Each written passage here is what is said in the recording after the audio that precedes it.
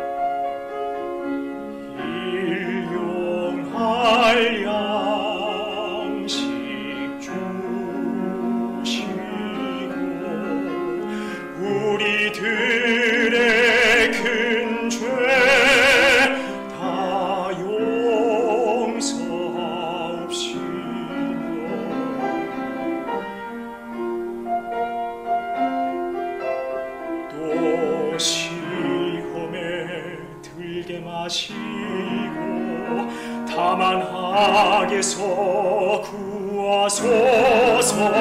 대개 주의 나라 주의 권세 주의 영광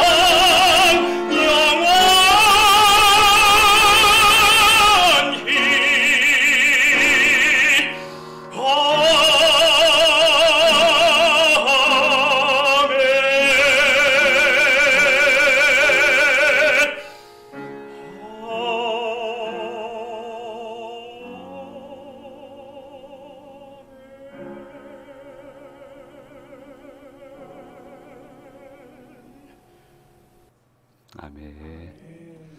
예, 늘 드리는 찬양이지만 또 다르네요. 예, 영성과 야성이 같이 지방 공연 다니면서 아주 고생을 좀 많이 하셨어요. 하여튼 영성과 야성이 같이 묻어 있다. 예, 참 보기 좋습니다. 오늘 주회전에 오신 우리 성도님들과 실시간으로 예배 참여하시는 모든 분들에게 주께서 주시는 은혜가 함께 하시기를 간절히 소망합니다. 조직 내 사람들을 분류하는 방법에 대해서 여러 가지 책에서 여러분들이 많은 주장을 하지만 가장 명쾌하게 분류하는 내용이 있습니다. 저는 다른 분들 주장도 많이 봤습니다만은 이 네 가지가 제일 낫다. 그래서 이 일을 설명할 때는 이 네 가지를 항상 설명을 해드리곤 합니다. 동네 반장형이죠. 무슨 일에든 앞장서서 먼저 말을 꺼내고 연락을 돌린다. 필요한 분이죠. 중요한 분입니다. 이렇게 해주시는 분이 계셔야 돼요. 두 번째는 돌쇠형입니다. 크고 작은 일이 생길 때마다 뒤치다거리를 부탁을 안 해도 알아서 해주시는 분 얼마나 감사합니까? 그리고 세 번째는 아웃사이더형입니다. 눈에 띄기를 기질적으로 싫어해요. 아주 극심한 MBTI로 하면 I 유형을 가지신 분들은 극도로 앞에 나서기를 싫어합니다. 그런데 뒤에서는 자기 일에 충실한 분이 있습니다. 이렇게 또 중심을 잡아주는 분이 있는 것이 굉장히 좋습니다. 그 다음에 이제 이 한 유형이 이제 문제인데요. 어떤 유형이든 단점은 있죠. 근데 이 유형은 좀 단점이 많아요. 필요한 유형인데 단점이 많습니다. 그걸 이제 평론가형이다 이렇게 평가를 하는데요. 아는 게 많습니다. 사리에 밝습니다. 그리고 상황 판단을 참 잘하고요. 문제점을 잘 집어내고요. 제3자의 위치에 있기 때문에 이게 돌아가는 이치를 잘 알고 또 그런 정리를 잘 알고 전체판을 잘 볼 줄 안다. 근데 이제 이런 분들이 돌쇠형하고 합쳐지면 참 좋고, 아웃사이더형하고 합쳐져도 좋고, 동네 반장형하고 합쳐져도 굉장히 좋은데, 이게 합쳐지지 않고 독립적으로 이게 강하게 되면요, 이게 참 어려워집니다. 이런 분들이 있으면 참 고통스럽습니다. 그래서 성경도 평론가형의 사람들, 믿음의 사람들, 예수를 믿어도 이렇게 믿으면 재미없습니다. 참 재미없습니다. 그래서 성경도 이런 유형의 사람은 필요성은 인정하지만 반겨하지는 않습니다. 평론가형의 사람들은 사람들의 감정을 자극하고 일의 의욕을 꺾기 일쑤고 조직의 편을 가르고 소극적이고 부정적인 분위기를 조성을 합니다. 그리고 중요한 것은 결정적으로 나서질 않아요. 앞서서 헌신하지 않아요. 봉사하지 않아요. 그리고 이제 그런 평가만 하니까 모든 분들이 힘들어하고 굉장히 어려워하는 유형이 되고, 이런 분들이 많으면 그 조직은 건강한 조직이 되기 굉장히 어렵습니다. 주님은 평론가형의 믿음은 사절을 하셨습니다. 적절히 섞여 있으면 좋은데 이게 섞이지 않고 평론가로만 가는 분들에 대해서는 굉장히 염려하시고 하나님이 안타까워하시고 이 부분에 대해서 두고 말씀하시는 것을 보게 됩니다. 구약에 보면 그런 사람들에게 분노하시는 하나님의 모습을 보여주시고 있습니다. 그래서 오늘 말씀도 이런 유형의 사람에 대해서 사도 바울을 통해서 로마에 얘기하는데, 이 정도로 문제가 좀 심각했나? 굉장히 많은 이 짧은 로마서를 보내면서도 이 유형에 대해서 이렇게 많은 구절들을 할애하고 있는 걸 보니까 이게 굉장히 이 시대에도 문제가 됐구나라고 하는 것을 간접적으로 그렇게 알게 됩니다. 다윗은 이런 부류의 사람들에게 참 많이 괴롭힘을 당한 사람입니다. 그래서 시편 62편에 이렇게 얘기하고 있는데요. 이게 굉장히 아름다운 찬양이거든요. CCM이에요. 그래서 굉장히 멋진 상황에서 멋지게 만들어진 곡으로 생각하는데 그렇지 않습니다. 굉장히 마음고생할 때 지은 시입니다. 시편 62편 1절 2절 말씀에 이렇게 얘기를 합니다. 같이 읽겠습니다. 나의 영혼이 잠잠히 하나님만 바라며 나의 구원이 그에게서 나오는도다. 오직 그만이 나의 반석이시요 나의 구원이시요 나의 요새이시니 내가 크게 흔들리지 아니하리로다. 예, 오직 그만이 나의 반석 나의 구원이시니 이 찬양 얼마나 멋진 찬양이고 은혜로운 찬양입니까? 근데 실상은 그렇지 않아요. 너무너무 고생하는 거예요.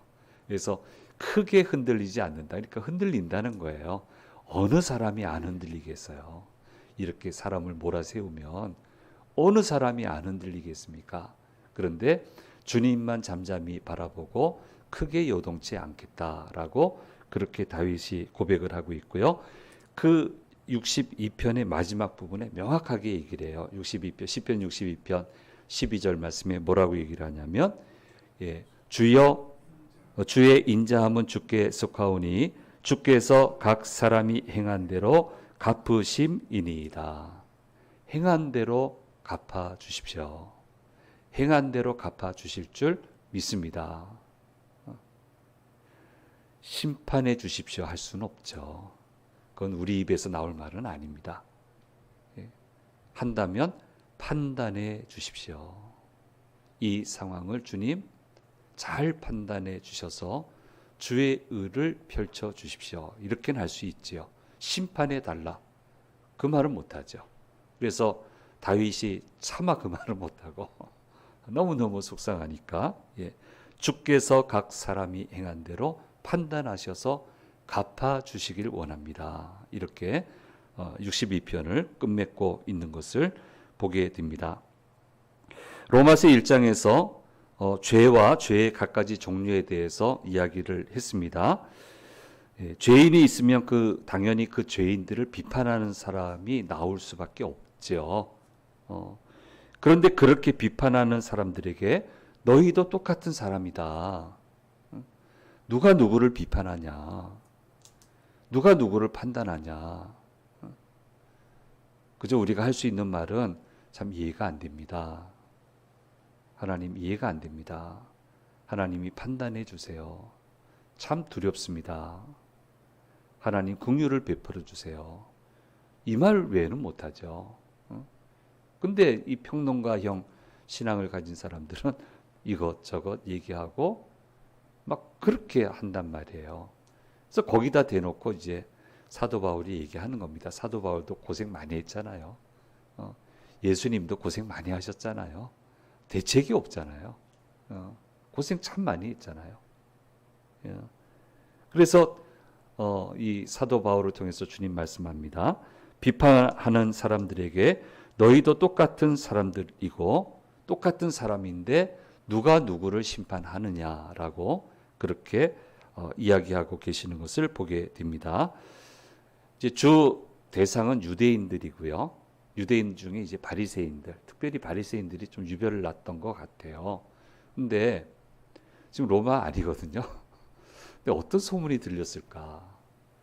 이 사람들 참 대단한 사람들이라 지금 로마에까지 영향력을 끼치고 있나? 그런 조짐이 보이나?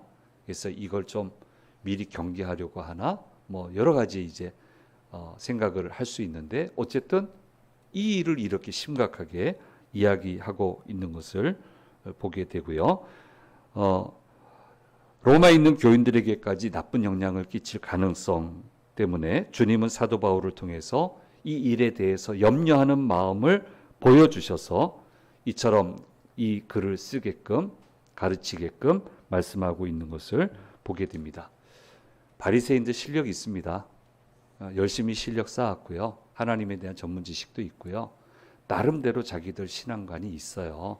우리는 바리새인처럼 못 살아요.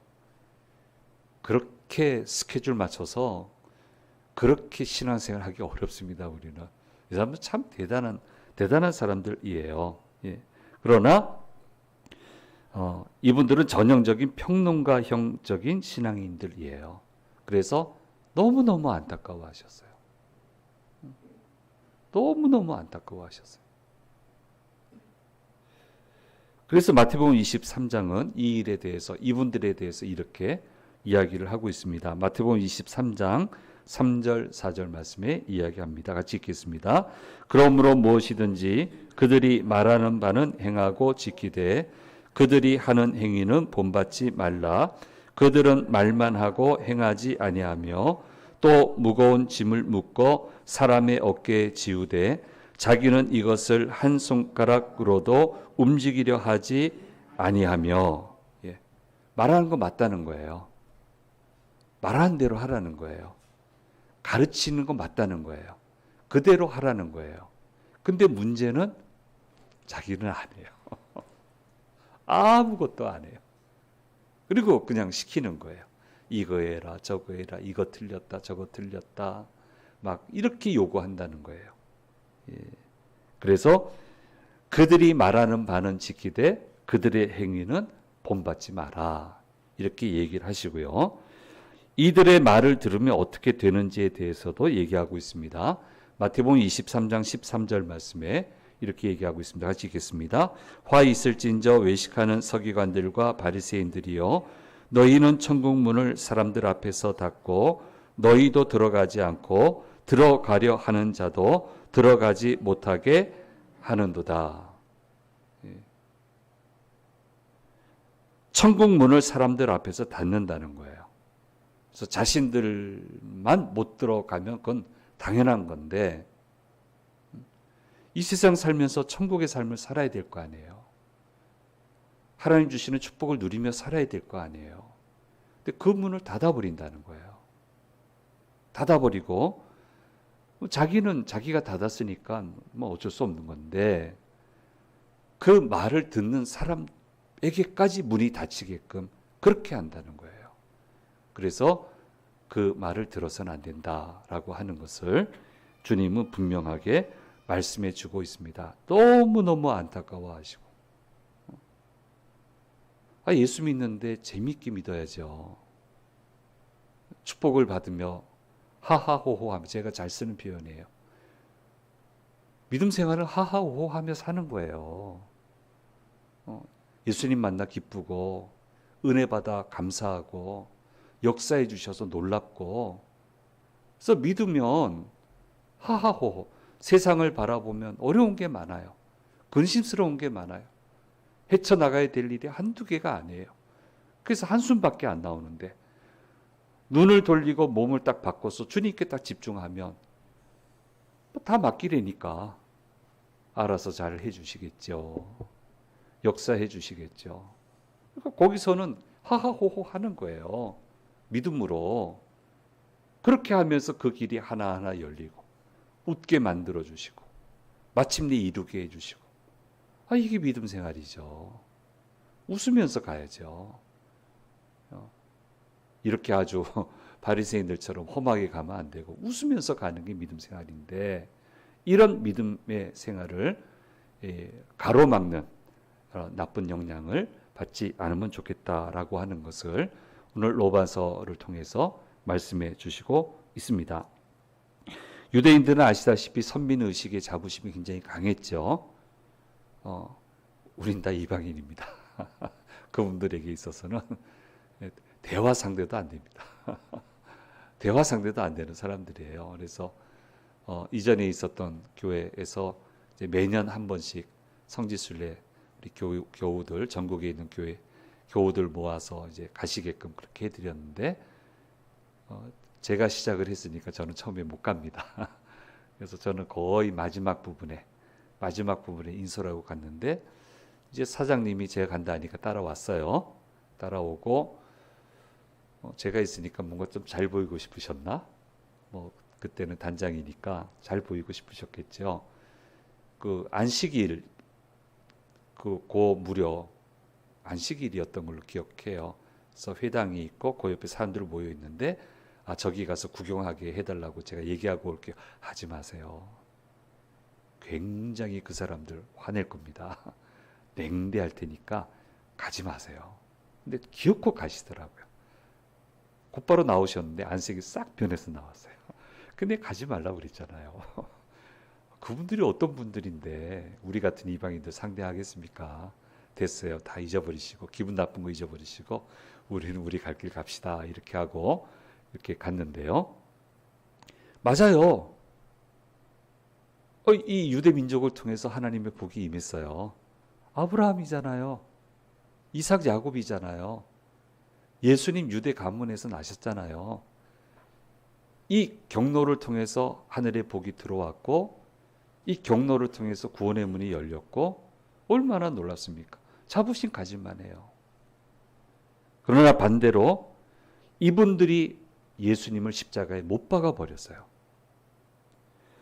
이분들이 죄의 통로가 돼서 수많은 사람들의 축복의 문을, 축복의 길을 막아버린 것도 이건 역시 사실입니다. 그래서 처음은 좋았는데 뒷부분에서 이렇게 안 좋은 역할을 하시게 됐어요. 그래서 오늘 본문 9절 10절 말씀에서 이 사실에 대해서 이야기를 해 주시고 있습니다. 같이 읽겠습니다. 악을 행하는 각 사람의 영에는 환난과 공고가 있으리니 먼저는 유대인에게요 그리고 헬라인에게며 선을 행하는 각 사람에게는 영광과 존귀와 평강이 있으리니 먼저는 유대인에게요 그리고 헬라인에게라. 축복에도 이분들을 통해서 들어와서 헬라인에게까지 우리 이방인에게까지 오게 됐는데 악을 행하는 각 사람의 영에 환난과 공고가 있는데 먼저는 유대인이 물꼬를 터버렸고 그리고 우리에게까지 임하게 되었다. 그래서 이런 일에 동참하는 사람이 되면 안 되고 이런 일에 흔들리는 사람이 돼서는 안 된다. 축복하며 살기도 바쁜데 소망의 말을 하고 살기도 바쁜데 기쁨과 찬양의 말을 하며 살기도 바쁜데 이 말하고 살아야지. 그럼 주님이 얼마나 기뻐하시겠어요? 기뻐하는 자에게 얼마나 은혜를 베푸시겠어요? 그래서 하하호하하며 살아야죠. 그게 믿음의 삶이죠. 그게 교회의 삶이죠. 그런 삶을 살아가야 된다. 이 삶을 빼앗겨서는 안 된다라고 하는 것을 누누이 이 몇 장 안 되는데 로마서가 이렇게 많은 부분을 할애해서 신신당부하고 있는 것을 보게 됩니다. 그래서 본문의 말씀은 6절 말씀에 분명히 얘기하고 있습니다. 하나님께서 각 사람에게 그 행한 대로 보응하신다라고 얘기를 하고 있습니다. 우리 현실 세계 속에 보응하세요. 살아가면서 각 사람이 행한 것에 대해서 주님은 요소요소마다 보응하세요. 제대로 살아가는 자에게는 복을 주시고요. 악을 행하며 살아가는 자에게는 그에 걸맞는 심판을 내리십니다. 전에 한 말씀드렸는데 근자인 누가 얘기하시더라고요. 심판하시는 거 못 봤다고. 하나님이 심판하시는 거 못 봤다고. 그래서 제가 그랬습니다. 놀랍네요. 그걸 못 보셨어요? 저는 보는데요. 반드시 심판하시던데요. 반드시 심판하시던데요. 축복이요? 반드시 축복하시던데요. 그래서 전 두려워요. 그래서 축복의 자리에 항상 서 있으려고 노력을 해요.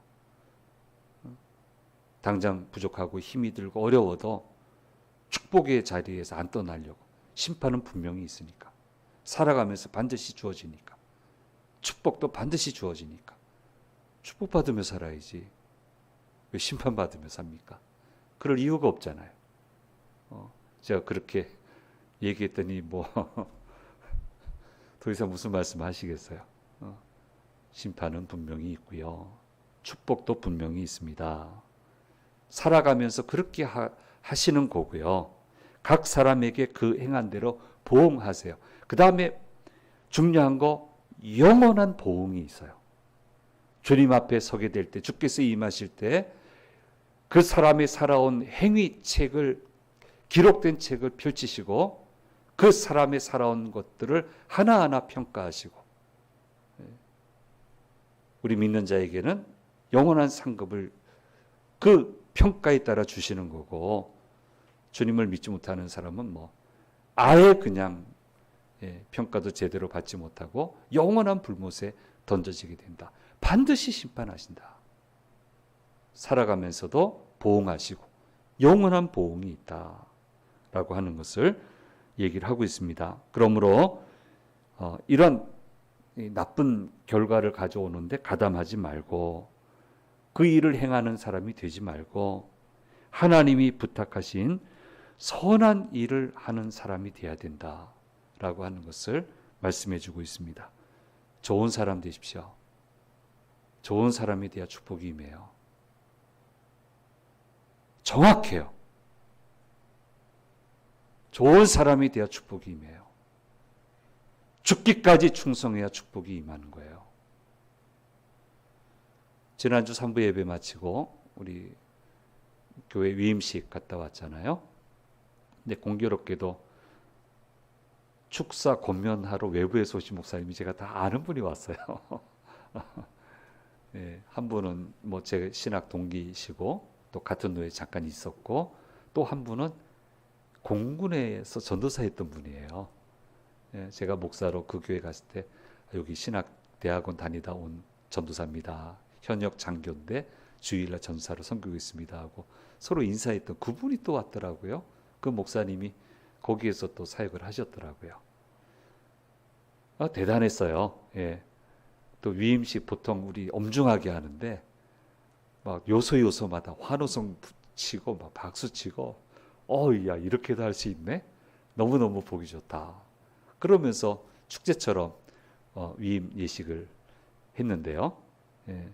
이 권면 오신 이 공군에서 같이 있었던 목사님이 부모님 얘기를 하시고 부모님을 불러내시는 거예요.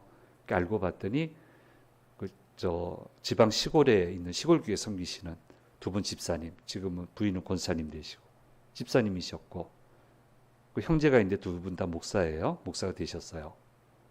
이 보통 부모님 안 불러내시는데 나오시라고. 그 교회 전도사로 잠깐 있으셨어요. 그분이 불러내시더니 죽도록 충성하신 분들입니다. 정말 죽도록 충성하셨습니다. 제가 거기 사역할 때 너무너무 마음에 감동이 올 정도로 그렇게 충성하신 두 분이십니다.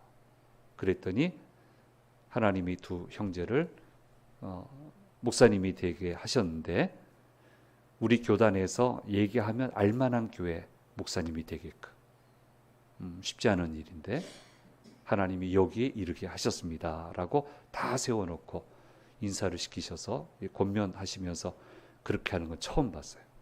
참 좋았어요. 힘이 되고 위로가 되고 이분들은 죽기까지 충성하신 분이십니다. 정말 눈물 겹도록 충성하신 분들입니다.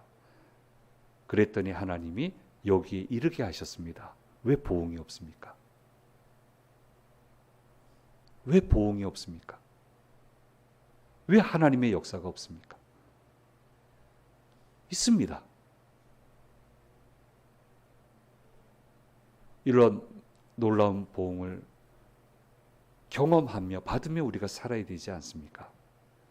그래서 믿음은 그렇게 해야 되는 것이다. 그렇게 하는 것이다. 나쁜 영향 받지 말고 오직 하나님 기쁘시게 하며 멋지게 믿음 생활을 해야 된다라고 하는 것을 이게 지금 서두거든요.